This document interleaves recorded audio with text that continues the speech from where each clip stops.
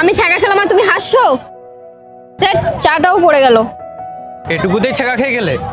তাহলে এখন যেটা তোমার সাথে হতে চলেছে সেটা কি করে নেবে? মানে কি বলতে চাইছো তুমি? আমি তো কিছুই বুঝতে পারছি না।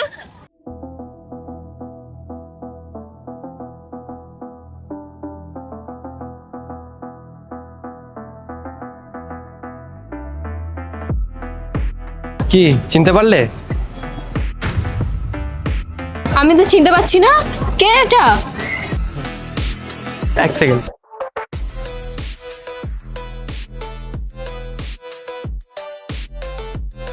এবার আশা করি চিনতে কোনো অসুবিধা হবে না।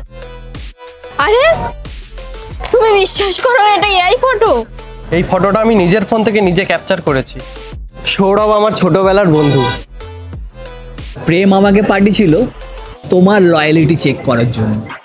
কিন্তু তুমি যে আমার প্রতি লয়াল না, ওর প্রেমের জালে ফেসে সেটা তুমি খুব ভালোভাবে প্রমাণ করে দিলে।